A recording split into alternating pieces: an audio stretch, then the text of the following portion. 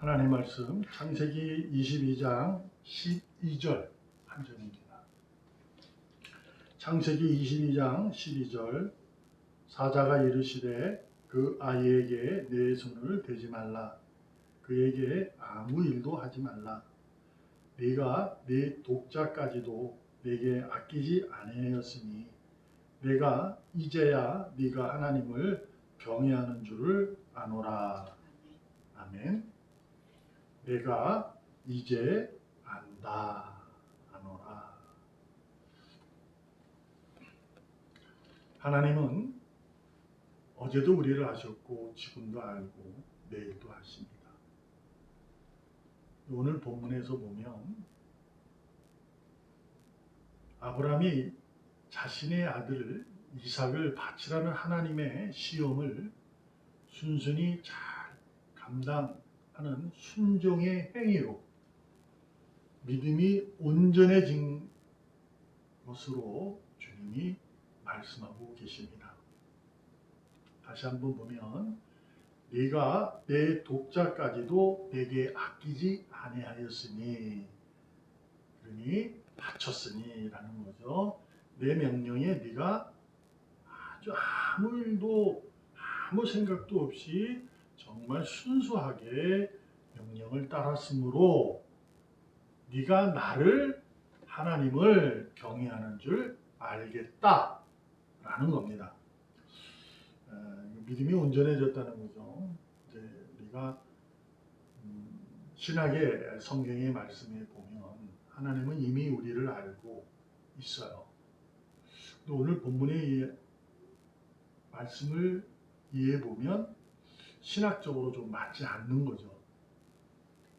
마치 지금까지는 하나님이 그를 갈대아 울에서 부르시고 그가 이런저런 나를 25년 지난 이후에 아들 이삭을 얻고 그리고 다시 그가 장성해서 아들을 바치는 그 순간까지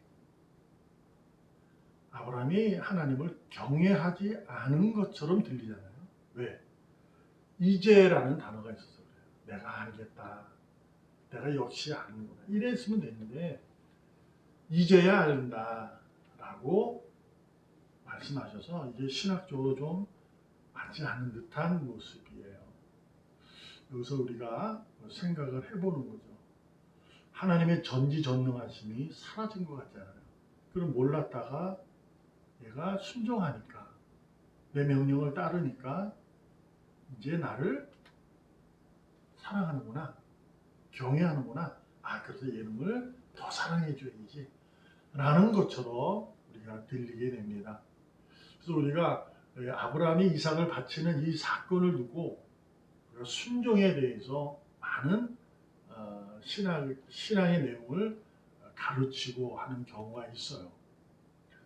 그러나 우리가 22장에서 아브라함도 마찬가지고 나중에도 얘기하지만 여호와 이레라는 것이 있어요.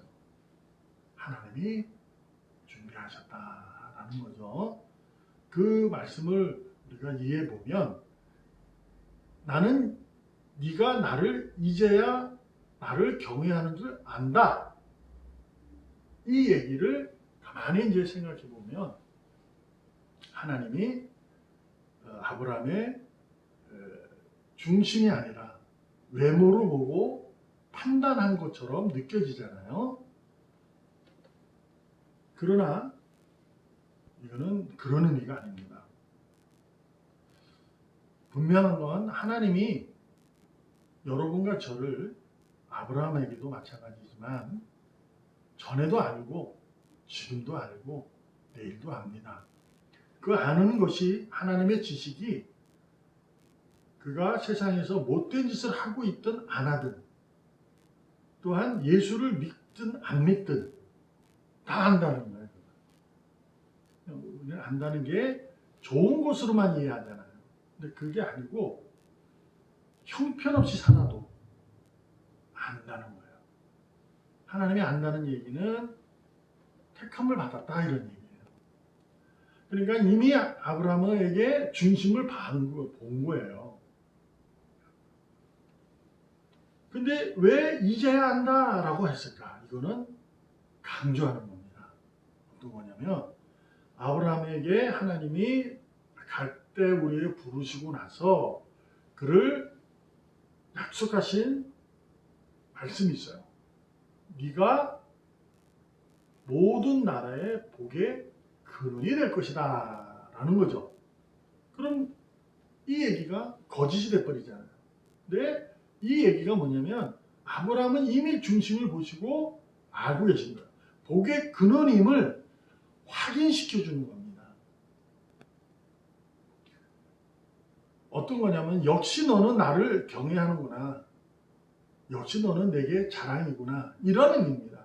그러니까 이걸 생각하면 이런 거죠.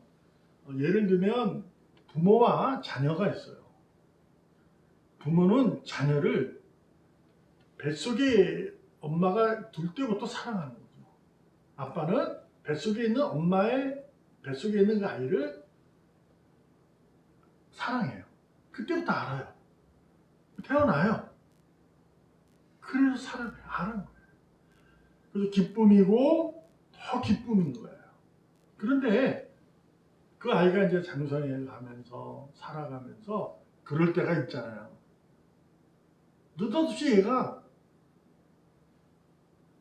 이렇게 놀라운 말을 하거나 놀라운 행위를 하거나 또 명령을 이렇게 뭐 부탁을 했는데 힘든 부탁을 했는데도 들어주거나 이럴 때 있잖아요. 그때 부모 입장에서 아빠 엄마 입장에서 야 역시 너는 나의 자랑이구나 이런 의미예요 이게.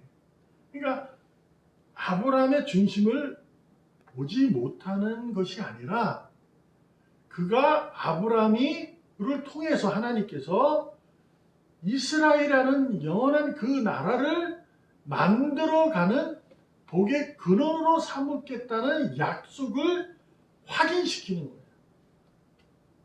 그래서 이제야 네가 나를 경외하는 줄 안다. 이렇게 얘기하는 것입니다.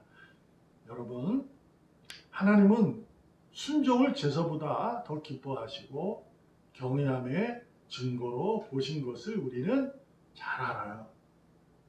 그러므로 제사보다 순종이 더 기뻐하고 경외하는 걸 중심을 보기 때문에 여러분과 제가 신앙생활하면서 가장 주의하고 중요시 여겨야 할 게 뭐냐면 여러분과 저는 이미 하나님의 기쁨입니다.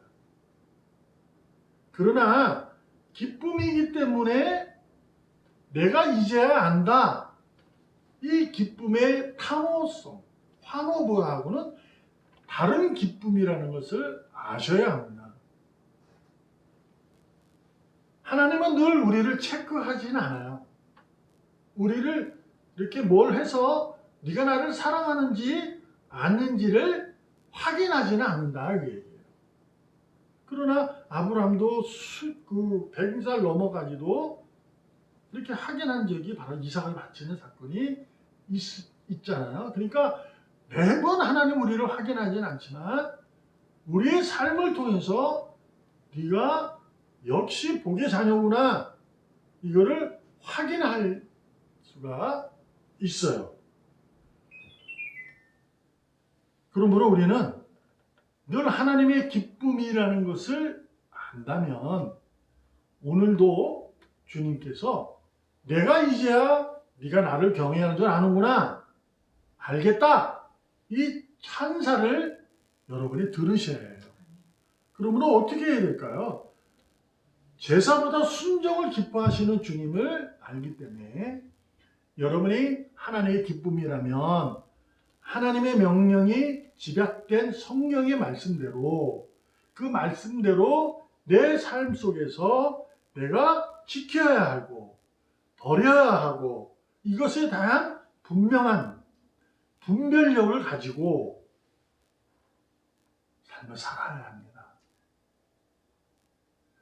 이것이냐 저것이냐 이게 옳으냐 이게 틀렸느냐 라는 것에 대한 것보다는 내가 하나님의 기쁨의 자녀이니 기쁨의 자녀로서 어떠한 삶을, 어떠한 현실을 속에서 믿음으로 지켜야 하는지 이것을 날마다 생각하면서 살아야 돼요.